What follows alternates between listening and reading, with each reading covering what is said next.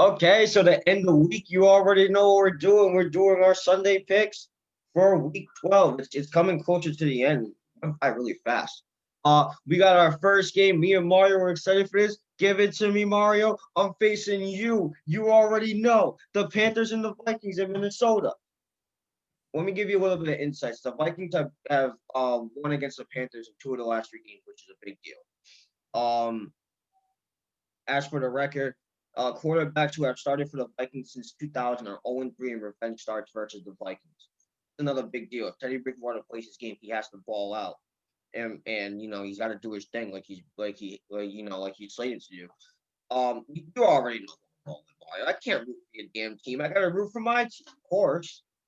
And and I have a question. Is it still known if Adam Thielen's playing Sunday or not? I'm not gonna news it from it, All but right.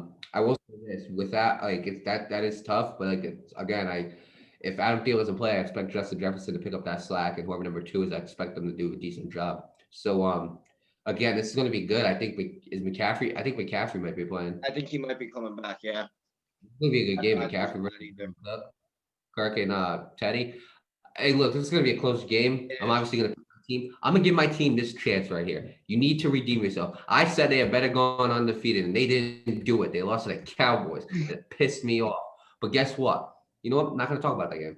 Not gonna talk about that. It's a new week. They need to beat the Panthers more than anything. They do. If they do not beat the Panthers, there is a problem. Simple. Because right now the Bears are 5-5. We're 4-6.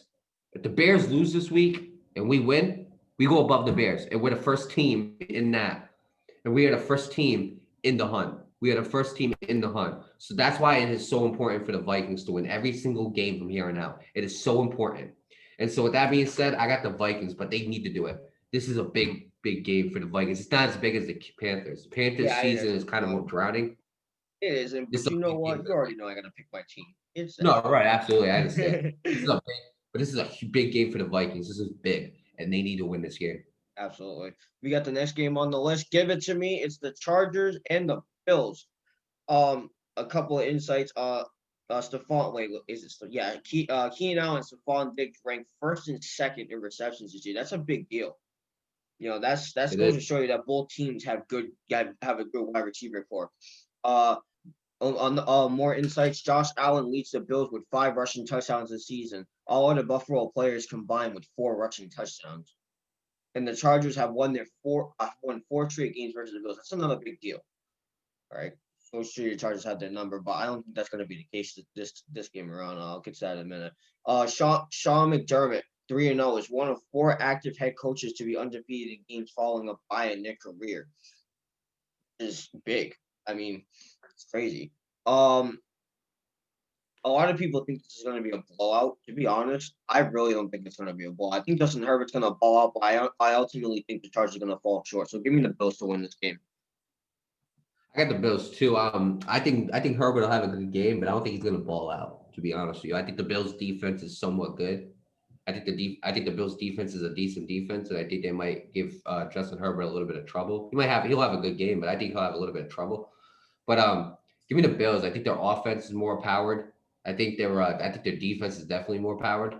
So Yeah, yeah, but I mean that's an interesting matchup. Keenan Allen versus Stephon Diggs, that wide receiver matchup. That's gonna be a pretty good matchup. Then you got I mean, there's really not a corner in the Chargers I can think of that can like guard Stephon Diggs. But like if you look at the Bills, Tre'Davious White versus Keenan Allen, that's gonna be a good matchup. that'd be a good So match. but despite that, I think that the Bills defense is better. I think that their offense is slightly better. So give me the Bills.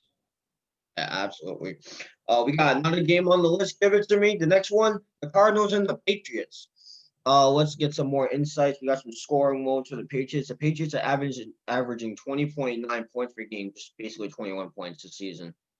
Points per game this season, which is the fewest since Bill Belichick's first season with the Patriots in 2000, which was 17.3. That's a big deal because we all know for the last 2 decades, the Patriots have been torturing us with those damn 25, 30 points per game. I know I'm exaggerating about that, but you get what I'm trying to say.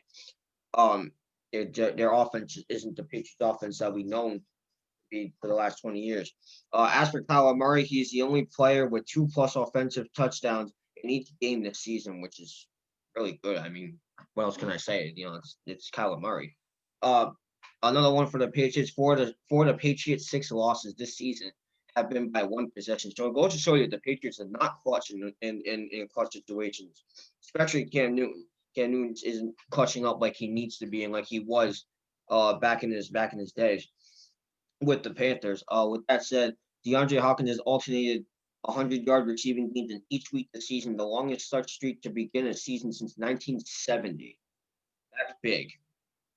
Another one with the Patriots, according to PFF, Stephon Gilmore has allowed 100+ receiving yards in coverage in coverage once in his career, which was Week 17 in 2019 versus Devontae Parker, which is going to show you a bit of a defender this man really is. As for the Cardinals have allowed 28+ points in 4 straight games. That's a big deal. All right, because this team is supposed to be going head to head with their division rival in the Seattle Seahawks and the Los Angeles Rams. They can't be giving up that many points. That's unacceptable. And with Cam Newton has 106.1 passer rating in his last 2 games, which goes to show he's kind of picking up the slack. And he had a 77.9 in his first 7 games. So he's picking up the slack. It's slow, but he's doing it. I still got the Cardinals winning this game nonetheless. But in my mind, I want to say it's going to be by a score or 2. But my gut tells me otherwise. I feel like this is going to be closer than what everybody expects it to be honest with you. But I still got the Cardinals winning this game. Yeah, I do too. So I do too, and I think this is going to be a blowout, to be honest with you. Think it's gonna be a blowout? And the reason why I say that is because, right, yeah, and the reason why I say that is because the games where Bill Belichick has gotten blown out, it's to good teams. Number one. Number two, besides Lamar Jackson this year, because Lamar Jackson this year is not Lamar Jackson last year. We discussed this. Kyler Murray is insane this, and he's a mobile quarterback. Kyler Murray is very mobile quarterback. He has problems with mobile quarterbacks. Bill Belichick has always had a problem coaching against mobile quarterbacks. Think about it this way. How many times has Cam Newton beat the Patriots? Beat them quite a few times in the regular season. He's a mobile quarterback. Lamar Jackson last year, remember when they destroyed him? Yeah, because he was mobile. Colin Kaepernick, many years back, beat the Patriots, mobile quarterback. He has a problem with mobile quarterbacks. Right. He has a problem with mobile coaching against mobile quarterbacks. I've seen it many times. And Kyler Murray is at the peak prime of his career right now, starting to get into his prime. So give me the Cardinals. I think it's going to be. I think the Cardinals see this one. It's going to be at least a 14 game. Yeah. All right, we got the next game on the list. Give it to me. We got the Browns and the Jaguars. The Browns have allowed 13.3 points per game per season, which is the second few. Not per season, per game, which is an average, which is the second fewest in the league. That's a good stat to have, given that this team is not as consistent as you would think they are. But it goes to show you that the defense picked it up, and they give up those very few points, which is good. Baker Mayfield has not thrown a pass touchdown in 3 consecutive games, which is the longest streak of his career. He hasn't really been playing like the Baker Mayfield the Browns fans need him to play as, which is not good. The Jaguars have allowed 24+ points in 9 straight games, which is the longest streak in team history. That's not good either, because this Browns offense, despite their consistency woes, they can still, when they are consistent, they will score 30, 40 points on the damn board. They almost scored 50 on the Cowboys, damn it. And that was back when Dak Prescott was still playing. As for Baker Mayfield, again, he's the only quarterback this season that has completed fewer than 62% of his passes and has a winning record. Again, it just goes to show you he's not as consistent as everybody needs him to be, especially for the Browns. Just a fantasy fact, James Robinson has 10+ fantasy points in each of his 10 games this season. I kind of need that because he's on one of my fantasy teams. Anyway, the last time the Browns started 73 or better and missed the playoffs was back in 1979 with 5 straight playoff appearances, when starting 73 or better. And again, the Browns have allowed 13.3 points per games in weeks 8 and 11, which is the second fewest in the NFL, which is a big deal. Obviously, I got the Browns winning this game. I don't think the Jaguars have what it takes. And I'm going to be honest with you. I'm going to make a bold prediction. Jacksonville loses this game and gets eliminated from the playoffs. Yeah, I mean, I don't think it's bold. I mean, that's pretty like that's probably going to be a common prediction that they lose and get eliminated. But I think it's going to be closer than people think. I do. I think that the reason why I say that is because, well, first of all, I can't wait to see his running back matchup, Kareem Hunt and James Robinson. I think that's going to be a good matchup. That's number one. Number two, Baker Mayfield. I don't know. There's those games sometimes, man. You know it.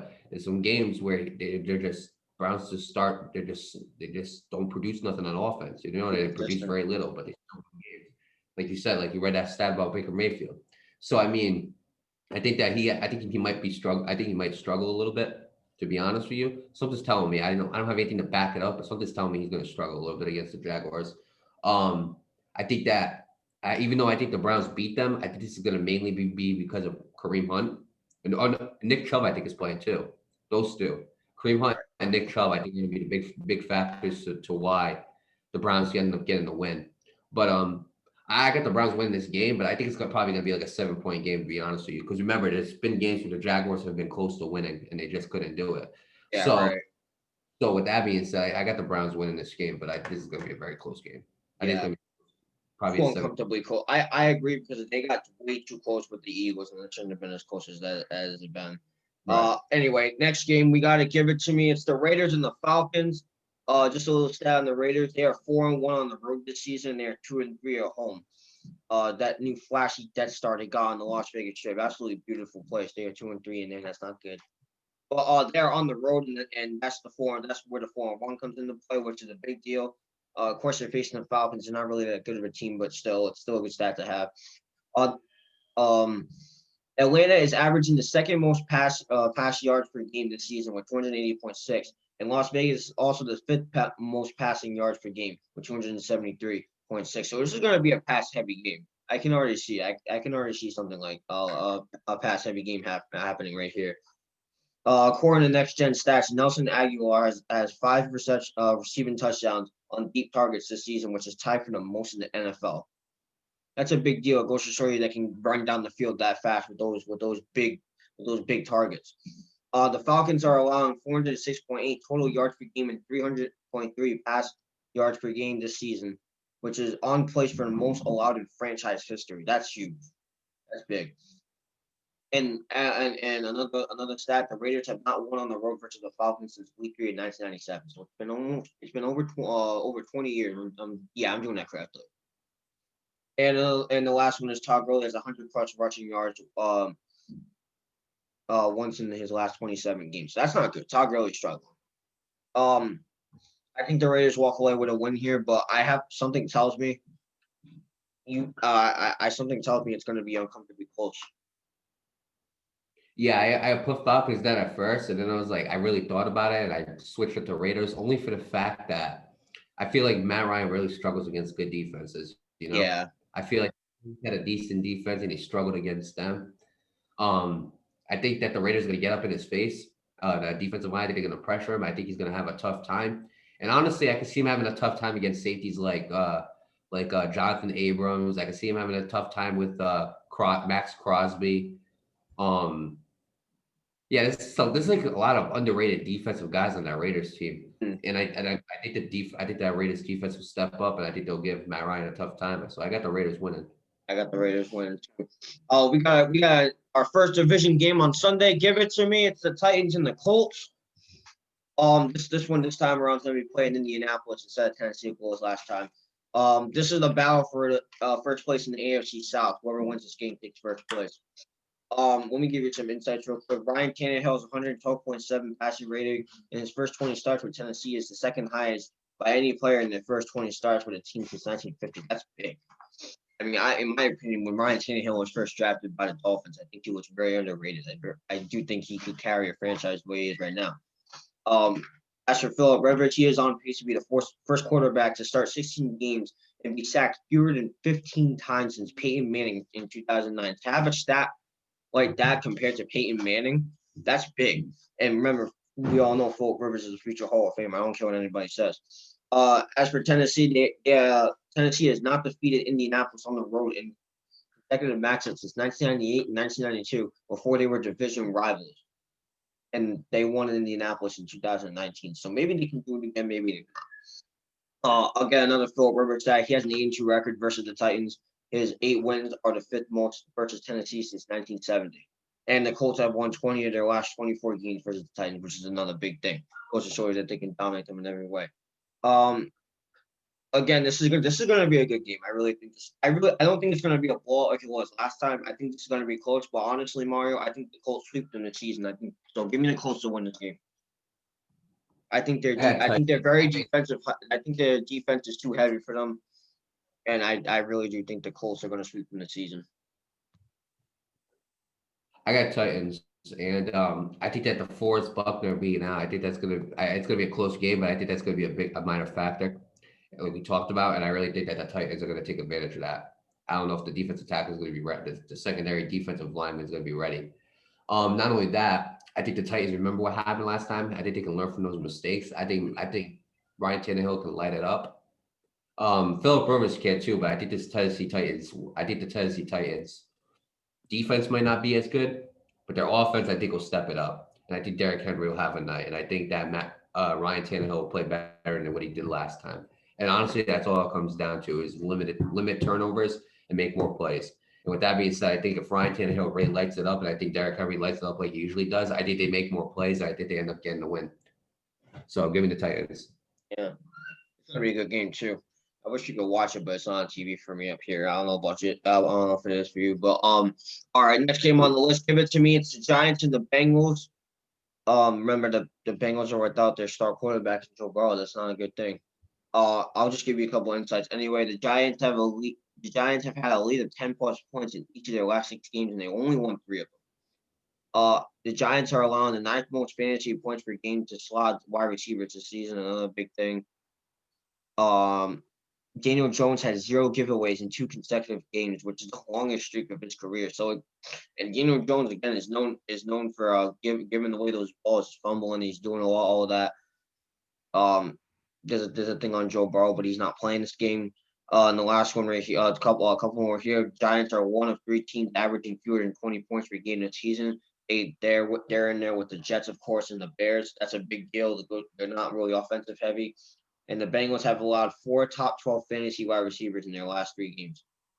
So obviously, this game doesn't really matter to any. I mean, it matters more than the Giants because, believe it or not, the Giants are still in the playoff race.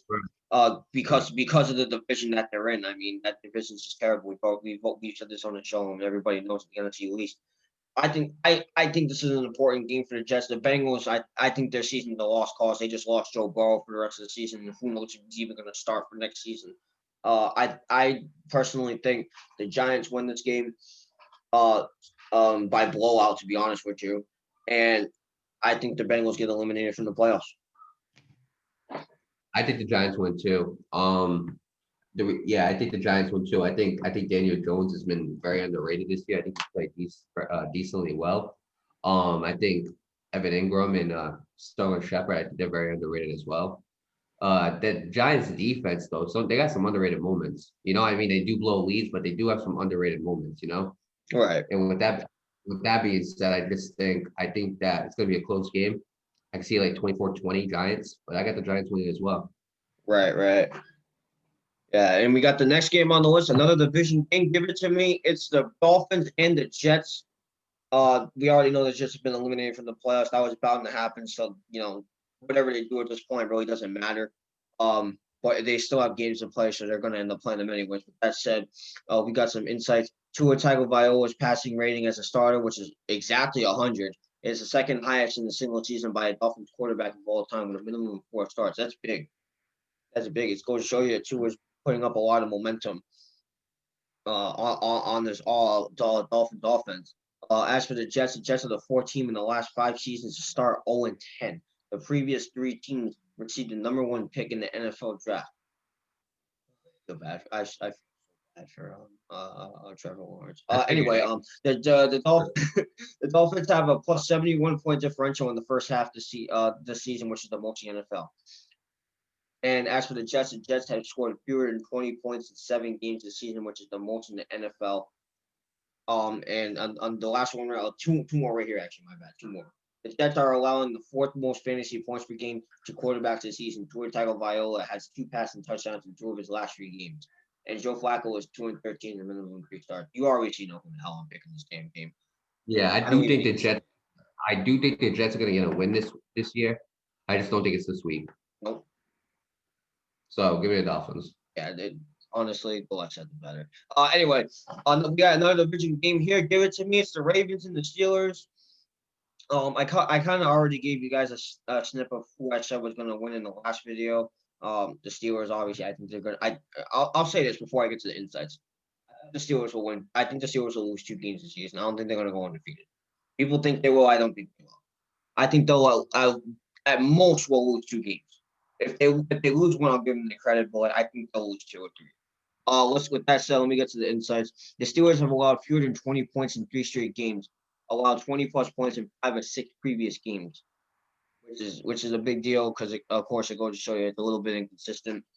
The Ravens have allowed 5 receiving touchdowns to wide receivers this season, which is tied for the fewest in the NFL. That's a big deal.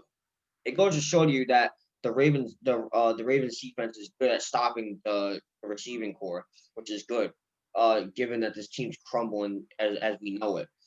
Another one we got Baltimore has allowed 1 top 10 fantasy quarterback in their last 4 games. Roethlisberger has fewer than 16 fantasy points in 2 of his last 3 games versus Baltimore.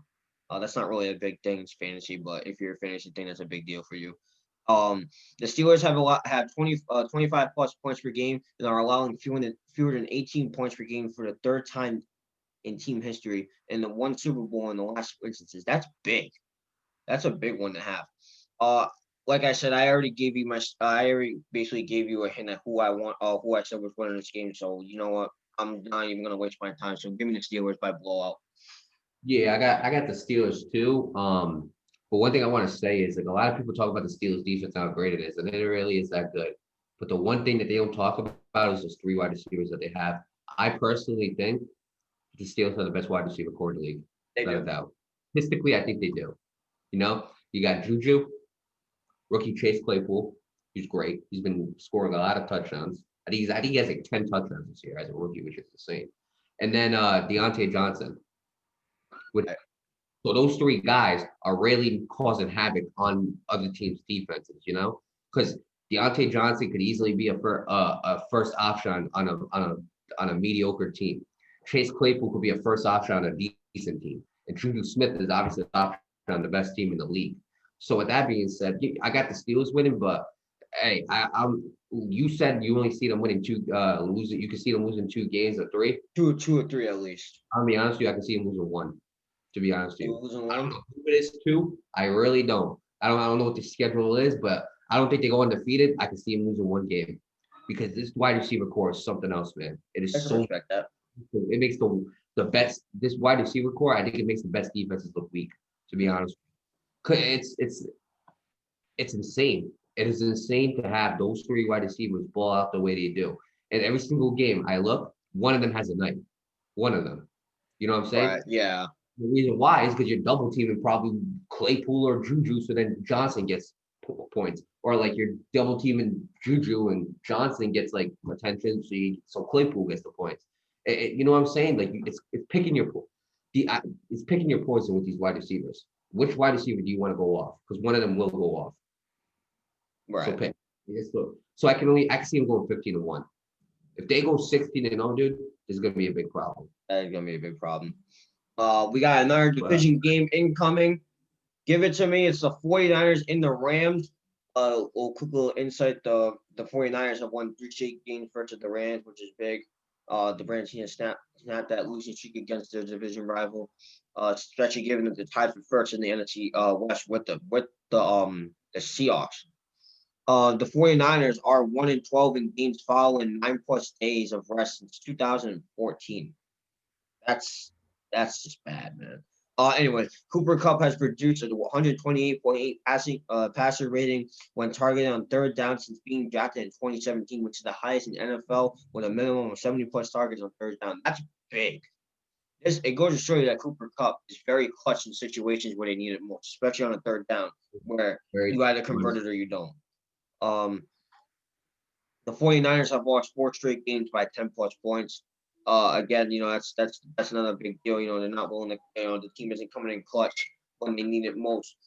Uh, did you know that this is the third time in the Super Bowl era the Rams have had a 90+ passer rating and allowed fewer than 20 points per game and they made a Super Bowl in each of the previous two such seasons. That's big. It goes to show you that it can happen again, but we don't know if it's gonna happen. I personally don't think it's gonna happen, but it could. As for the 49ers are 22-8 with Jimmy Garoppolo as starting quarterback since 2017. Also, that's a big deal given that Jimmy G isn't playing. I don't know if he's playing this game. I don't, but if he is, then keep that in the fact. Keep in the fact that anyway, 'cause he's probably not going to play. And two more stats right here, or insights, my bad. Jared Goff is 3-0 in games when the Rams allowed a pressure rate lower than 20%, which is big. And he's 4-3 in games with pressure rate over 20%.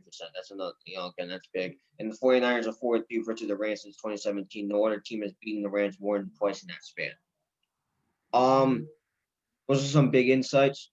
I think the Rams walk away with a win, to be honest with you. That's my opinion. I don't know about you, but I think the Rams will walk away. I feel like, however, though, it's going to be a lot closer than what people expect. Because the 49ers are known for putting up some sort of a fight despite their injury woes. But honestly, I think the Rams walk out of here with a win. Yeah, I mean they're riding big momentum after that win against Tampa Bay. Niners are basically at half, like the team's gone, like they're a lot of the team is Yeah. I think Debo Samuel I believe Debo might be playing, but Debo Samuel versus Jalen Ramsey, I think that's going to be an exciting matchup. I think Jalen Ramsey has his number, will have his number, but I got the Rams winning this game too, bro. Yeah, absolutely, and obviously, of course, I hope those players get better. Of course, we all do. Anyway, next game, give it to me. It's the Saints and the Broncos. And a little quick stat on the Saints: they have allowed 14.4 points per game since Week 6, which is the fewest in the NFL. It's a big deal because that Saints team overall was playing inconsistently for the beginning of the season, and now they're starting to pick up the slack. They've won their last 7 games, which is big. That's a big thing for the Saints because they were said to be better than the Bucs this year, and the Bucs are putting up one hell of a fight against them. With that said, though, we got some stats. We got insights here. Alvin Kamara was targeted on 10% of routes with Taysom Hill as starting quarterback in Week 11, and Kamara was targeted on 36.9% of routes in Weeks 1 to 10, which is the highest in the NFL. Supposed to show you how elite this guy is.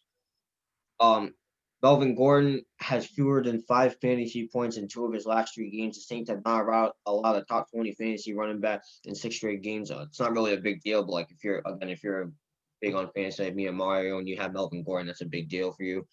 You might want to look out for that. The Saints have not allowed a 100-yard rusher in 48 straight games, which is the 4th longest streak in the NFL since 1950. That's a big deal, man. That's a big deal. It goes to show you that they're willing to shut down the rushing game no matter how good your rushing game is. That's a really big deal. And the last one is the Broncos had 23 giveaways this season, which is the most in the NFL, and they have had 16 giveaways in 2019. That's not good. I'm gonna make a bold prediction right here. The Saints win by field goal. I think the Broncos defense they're gonna step up this game. I don't think the Broncos are gonna win this game. I think the Saints are gonna win by a field goal score. If I'm being quite honest with you, I really think that's what's gonna happen here. I got Broncos. Really? Broncos. Yep, that'll probably be my upset of the week. I got Broncos, and the reason why I have Broncos is because I feel like A, that defense is great. Yeah. B, when that the Saints had, it was against the Falcons. Okay, the Falcons have a good offense. It was against the Falcons, and their defense stepped up. And if you remember, Taysom Hill had a good game. He didn't have passing TDs. He had rushing TDs. So here's what I think. I think either Taysom Hill or Alvin Kamara is going to have a good game. One of those two, not both. One of those two is going to have a good game. The other one's going to struggle, I think.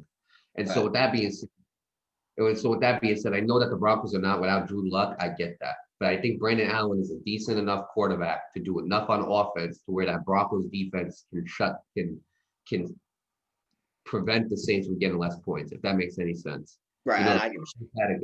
The Broncos, they had a good game against Tua, who was riding a wave. They had Taysom Hill. I still haven't seen a lot from him. He had a good game last game with those 2 rushing touchdowns. He didn't have a passing touchdown, but he had 2 rushing touchdowns. I don't know what he's going to – I still haven't seen enough. I got to see one more game of him being the quarterback for him to prove to me that he's worth being the next quarterback for the Saints. But I do think that this is going to be a big test for him. I think the Broncos defense is a very underrated defense. It You know, is. It really is. record, but they're always close. They're always close to winning. And I think the only game I can see, the only game that they got blown out was the Chiefs. That's because it's the Chiefs. But I think the Broncos defense is a very good defense. I think that they can do enough to stop the Saints. Mm, You know, yeah. without Drew Brees, I don't think that's enough to add. Like, I don't think that's a lot. And I got the Broncos win. I got the Broncos win this game, maybe by like 4 points. Yeah, I got the Saints winning by like a field goal score by like 3 points. Speaking of the Chiefs, by the way, we got what could be the game of the week this week. I really do think this might be. Give it to me. This is going to be live, by the way. So give it to me. It's the Chiefs and the Buccaneers. Mahomes versus Brady, like it was in the AFC Championship game a couple years back. This is an interesting one. The Chiefs have allowed 20 points or fewer in 7 games this season, which is big. You know, going to show that they're willing to allow those stop those high flying offenses. According to Next Gen Stats, Tom Brady is 0-19 with 3 interceptions on deep passes in his last 4 games. That's big, man. Tom Brady's not known for throwing interceptions like that, and that's just a big deal. You know, Tom Brady's struggling in the pocket, and he just can't be doing that. Another one for the Buccaneers. Antonio Brown's targets and receptions have increased in each game this season, so it goes to show that he's steadily climbing the ladder, if you say, but it's just not flashy enough, if that makes any sense to you. Patrick Mahomes has 27 passing touchdowns and 2 interceptions this season, which is tied for second best touchdown interception ratio in a season in NFL history. This man is a young GOAT. I don't know what else to tell you. Tom Brady is 4-0 in his career against the reigning Super Bowl champion, including the playoffs, which is another big thing. And the last one is 8 of 9. Mike Evans' 9 receiving touchdowns this season have come inside the opponent's 10-yard line, which is most such receiving touchdowns in the NFL. This is going to be a really good game. First of all, I just want to put that out there. But you know what, Mario? Mario, you know what? I'm going to pull off an update here. I think Tom Brady's going to have himself a game. I think the Bucks win. It's going to be a really close game. I'm telling you that right now. It ain't going to be a blowout like it was last time. It ain't going to be a little damn blowout. But I really do think the Bucks will win this game just by a very, very close score. It's going to be a really good game. I think it's going to be 34-27 Kansas City. I think it's going to be 37-34. Well, to be honest with you, it's going to be a very high-scoring game. Let's just say that. It's going to be very high-scoring. Yeah, here's the reason why. So it's going to be really close, man. You know, and Tom Brady, whenever he comes off a loss, this dude's balling, bro. It is tough, dude. Really, like, it was so tough for me to decide. It was. I was going to say tied, but here's the thing. I know Brady's the GOAT. I know Brady's the current GOAT. Mahomes is the future GOAT. It's all going to come down to who gets that ball last. I'm going to be right with you, bro. Because both have one thing in common. Both have one thing in common. You give them too much time, they're going to perform magic. Patrick Mahomes has proven that way too many times. And Tom Brady, you know, obviously we know he does that. Here's the thing. Here's what I was thinking about. Tom Brady, there's been a couple games this year where he's had the ball with like with like a minute left, with good time left, and he's choked this year. And that's why I'm questionable about it.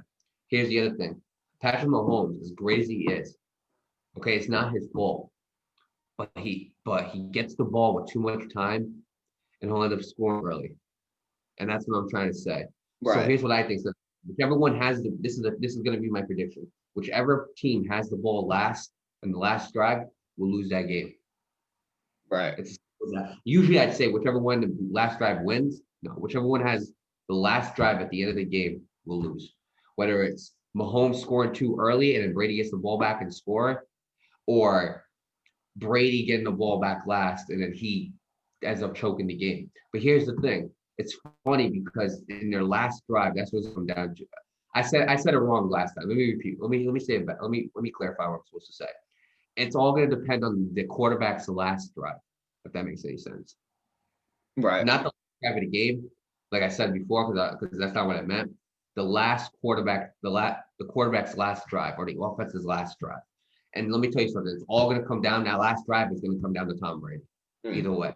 Whether it's Patrick Mahomes scoring too early, and Brady gets the ball back, or whether Patrick Mahomes scores and Brady gets the ball back anyway. So it's all going to come down to Brady. And I think Brady at the end, I think he'll probably most likely, I feel like he'll choke at that end. I think the Chiefs defense can be a tough enough defense to stop Brady. So you know what? Give me Chiefs. I think Bucks lose 2 in a row, and I think they end up questioning a lot of things. Yeah, I can respect. That's gonna be a good game too.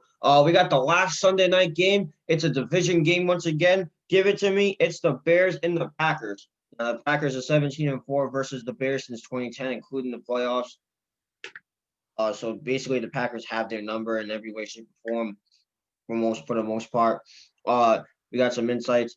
The longest rush by the Bears in their last 2 games came from Barkevius Mingo on a fake punt, which was 11 yards. Think about that for a minute. Just think Yeah, about worst that. rush That's in the terrible. league. That's terrible.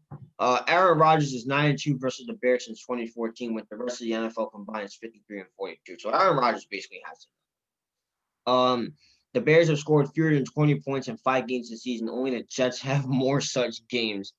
To have a stat compared with the New York Jets, you need to question that for, man. I'm telling you that right now. That's just horrible. Another one for the Packers. The Packers are 1-3, are one of 3 teams averaging 30 plus points per game this season, along with Kansas City and Seattle. That's big. Averaging 30 points per game is a big deal. And that's just another reason why this team is team to be worried about. The offense is absolutely explosive. Again with the Bears have allowed one individual 100-yard rusher this season, which was Ronald Jones 2 in week 5. And another one for the Packers. The Packers have allowed 1 sack or fewer in 9 of 10 games this season, which is the most such in the NFL. And the last one is Aaron Rodgers has a 70+ comp percentage and 300+ passing yards in 3 straight games, both tied for the second longest streak in a single season of a career. Balling out this year. He's proven that basically Aaron Rodgers' mission, because the Packers drafted his successor in Jordan Love.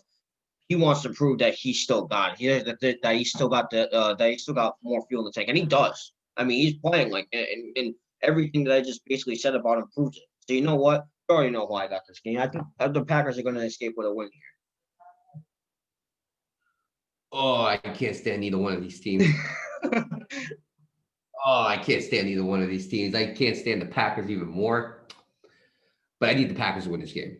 I can't believe I'm saying it, but I'm gonna be rooting for the Packers Sunday. That is disgusting.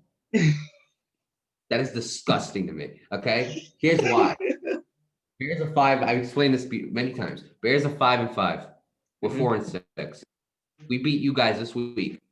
And the Bears lose to the Packers. We go above the Bears. We're the #1 team in the hunt. I need the Vikings in the playoffs, man. You don't understand it. Like, it's killing me, man. It's killing me to see this team not in the playoffs.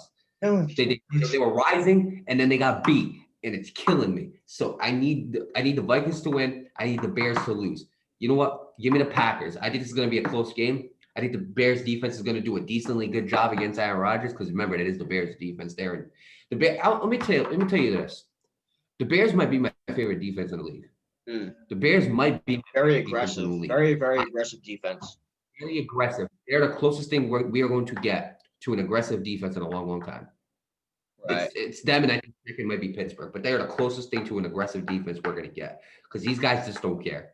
Khalil Mack, every single time this dude is on the line, he's like drooling to get at the quarterback. Every single time Akeem Hicks is in the middle, he's just looking to like take a damn cannonball and break the offensive line.